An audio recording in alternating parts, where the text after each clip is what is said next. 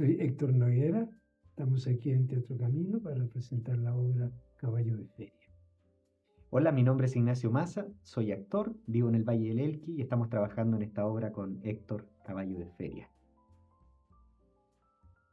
Hola Héctor, hola Ignacio, Hola. muchas gracias por este espacio para el canal de YouTube de Somos Tramadé y para la cuenta homónima que tenemos en Instagram. Les doy la bienvenida a esta conversación Muchas gracias. y quisiera partir preguntándoles cuál fue el punto de partida del proceso creativo de la obra Caballo de Feria. Bueno, eso se remonta bastante en el tiempo ya. ¿Cómo comenzamos, Ignacio, tú? Empezamos primero con una versión, con un primer borrador de esta obra Sí. en Cumpeo, hicimos una ¿Ya? función para adultos mayores. Entonces, esa función, con motivo de levantar un poco el ánimo de adultos mayores, se creó un poco el propósito de esta obra inicial, ¿no? Sobre la magia, sobre el arte, sobre la capacidad de ser creativo todo el tiempo. Y ahí comenzó. Y luego de ese proceso Cumpeo, nosotros seguimos trabajando esta obra, la retomamos después como de 2 meses después de esa experiencia y comenzamos a trabajar durante 7 meses el proceso a distancia. Yo en el Valle del Elqui, Héctor desde Santiago. Y en términos metodológicos, ¿cómo fue el desarrollo de ese proceso creativo considerando la distancia que había? Bueno, sí, fueron conversaciones a través de Zoom. ¿Ya? Nosotros ya teníamos el esqueleto de la obra, por así decirlo. Entonces, como dice Ignacio, que habíamos iniciado en Cumpeo hacía un par de meses antes, decidimos retomar para darle más forma, mejor forma a la obra. Pensamos que valía la pena, teníamos un material ahí que no estaba explotado del todo, así que decidimos ponernos a trabajar. Hicimos un proceso de trabajo diario, de lunes a viernes, entre 2 y 3 horas diarias, en la cual íbamos entregando información cada uno. Algunas veces conversábamos sobre otros temas, pero servía eso igual para conocernos mejor, acercarnos mejor, y en temas que generalmente aterrizaban en la escritura de la obra. Y así fuimos en este proceso de, de ensayo y error durante mucho tiempo, ¿no? Escribíamos algo, a veces lo dejábamos, otras cosas desaparecían en favor de mejorar el texto. Y así fuimos corrigiendo, entregando y mejorando y viviendo una experiencia juntos de trabajo, de amistad también, que fue creciendo en la medida que hacíamos el trabajo. ¿Y por qué optaron como eje inspirador de la trama la segunda parte final de la novela El Quijote de la Mancha? Bueno, yo hacía tiempo que tenía ya un interés en esa parte. Yo había hecho varias versiones del Quijote anteriormente, pero todas eran sobre la primera parte del Quijote, de cómo cómo el señor Quijano había armado su personaje. Pero después ya se me comenzó a despertar el interés por el final, que es cuando Don Quijote no quiere ser ya más el Quijote.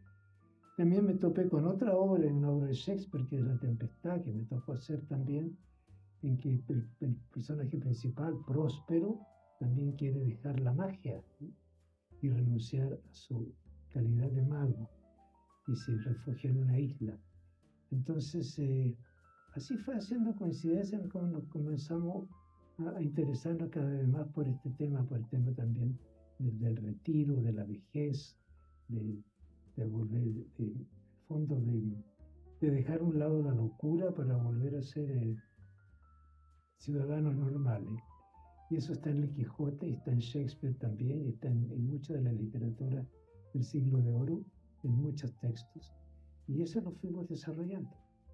¿Y cuál es, a juicio de ustedes, la premisa dramática de la obra Caballo de Feria que en el fondo fueron definiendo también en este proceso de creación? Es el puente entre la renuncia a la creatividad, a la energía creativa, a la magia, versus el renacer en ese proceso creativo y darnos cuenta que somos seres humanos que estamos totalmente conectados con el arte, con la magia, por esencia, que forma parte nuestra. ¿Y cómo dialoga esa premisa con la atmósfera y el diseño sonoro de la obra? Ahí nosotros se lo encargamos a un músico, a Damián Noguera, que tiene ya una larga experiencia, a pesar de su juventud, en sonorizar obras de teatro y de danza. Y pensamos que como teníamos una historia paralela, que era la agonía de un caballo de feria, Ujú. nosotros pensamos en él como músico y como generador de sonido artístico, de hacer un acompañamiento a esa agonía. Y para eso le pedimos a él que fuese el que interviniese en eso, en la agonía y resurrección también del caballo. Que son en el fondo los dos Sí. elementos que destacan Claro, Exactamente. claro. dentro de la atmósfera Eso es. de la obra. Ujú. Y a juicio de ustedes, ¿cuál es el viaje emocional y la transformación que viven tanto Arturo y Sánchez dentro de la obra? Bueno, aquí hay un personaje que es el personaje que hace Ignacio, que es el que introduce la acción, ¿no? Ujú. Y mi personaje es el que pone los obstáculos para la acción. En el fondo es el protagonista y el antagonista, ¿no? Que estamos ahí y creo que esa dualidad es importante en el desarrollo de la obra. Nosotros coincidimos mucho con Ignacio en que el conflicto es central en la dramaturgia. Me cuesta mucho concebir teatro y música y lo que sea si no entraña un conflicto, ¿no? Y en eso con Ignacio coincidimos bien. Entonces estamos enfrentando dos formas de pensar, de dos edades que finalmente confluyen en una sola misma cosa. ¿Y qué representaría el caballo de feria en el contexto, en el fondo, de ese viaje emocional e intergeneracional también que se genera dentro de la obra? Ujú. Bueno, el caballo representa, es como el símbolo de la libertad, ¿no?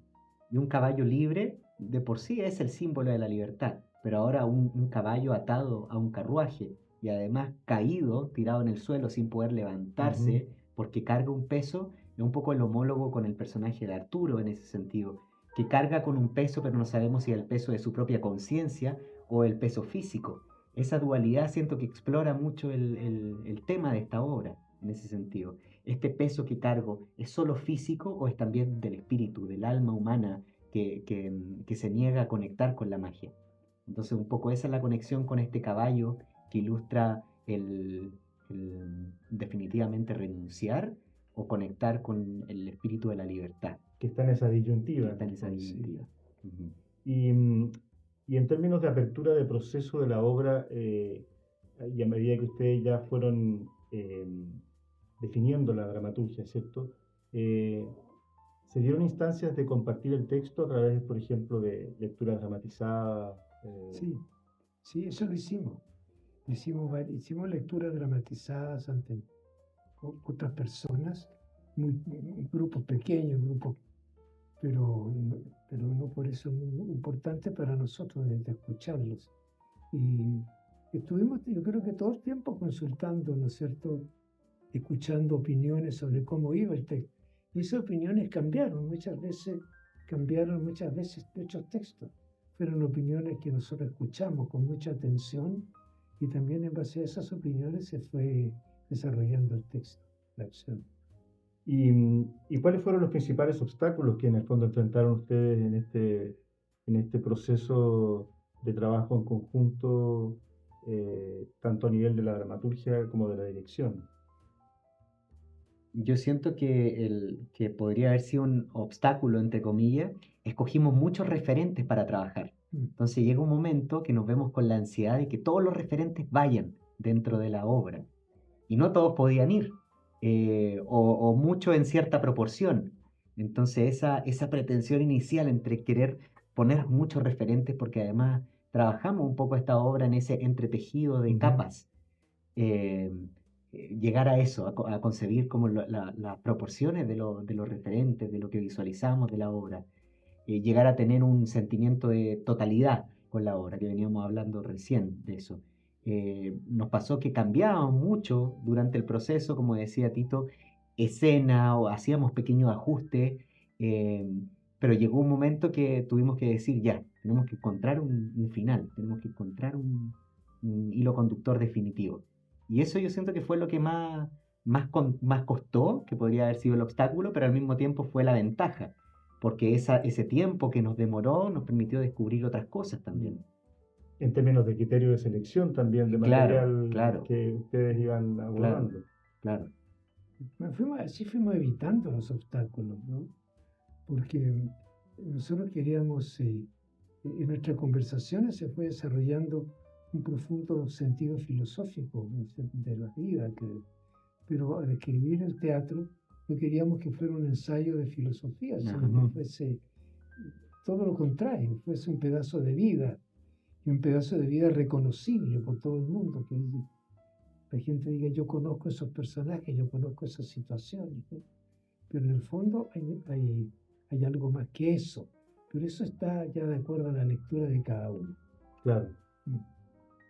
Y en términos de los acuerdos que ustedes fueron adoptando para definir criterios que tienen que ver con la dirección escénica, ¿cuáles fueron esos acuerdos y hacia dónde confluyeron finalmente?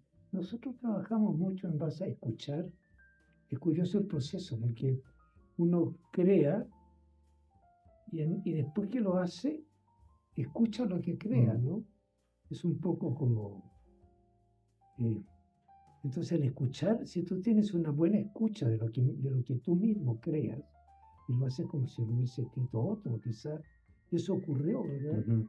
Entonces ahí, de esa escucha, es que van naciendo las cosas, ¿no? No nacieron de algo premeditado, no nacieron de algo, no nos pusimos nunca porfiados, hay que decir esto, hay que transmitir esto, sino que la obra misma fue pidiendo cosas y rechazando otras, pero en base a la escucha, ¿no?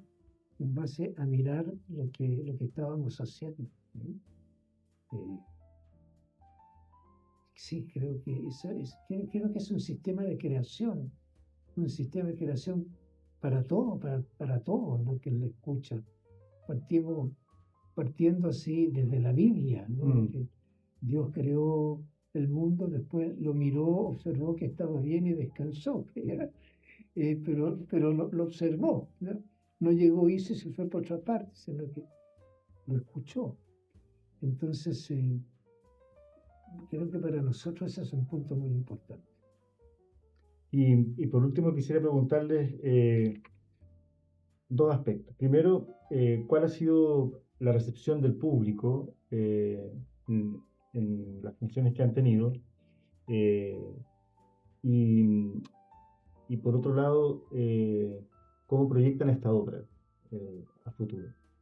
Ay, gracias. La recepción, a mí me ha encantado la recepción del público porque hay gente que no es de teatro, yo he invitado a familiares, por ejemplo, y que ha surgido espontáneamente el que me hablen de la obra y se mantienen ahí. Yo de repente me cambio de lugar y sigue ahí mi familiar hablando de la obra, de lo que encontró, de todas como las capas, esto que estábamos hablando recién, ¿no? De cómo fueron leyendo los intersticios de la obra. Y eso lo he encontrado muy bonito, que haya despertado ese interés, esa reflexión. Que haya suscitado harta curiosidad lo del caballo, o que haya generado una reflexión en el caballo, o haya sido un gatillante de preguntas del mismo caballo, encuentro que ha sido bonito como proceso. Y la gente ha quedado contenta, sentimos que ha transmitido como un carrusel de emociones de alguna manera, y eso es un logro súper lindo del teatro, que no sea una emoción abnegada, que sea una sola cosa la que transmite. Entonces, eso, la multiplicidad de percepciones me hace sentir muy contento de esa recepción. Así es. ¿Y cuál era la otra pregunta? Era la proyección de la obra, en el fondo, ¿qué planes tienen con respecto a la obra? Si tienen contemplado, por ejemplo, una segunda temporada. Sí, tenemos contemplado una segunda temporada. en lo posible, todas las que podamos. Puede ser una segunda y una tercera. Y sí, en eso estamos, ¿verdad? Esto es una compañía de teatro, Teatro Camino, está formada por muchas personas, no tantas, pero un grupo de personas con mucha fe. Entonces estamos todos trabajando para precisamente eso, para que la obra no solo termine en esta temporada, sino que tenga una repercusión mayor en el tiempo y abarque a más gente, a más público. Excelente, bueno, mucho éxito, mucha mierda en las funciones que quedan y les agradezco este espacio para la entrevista con Somos Tramare. Muchas gracias. Gracias, Claudio. Gracias.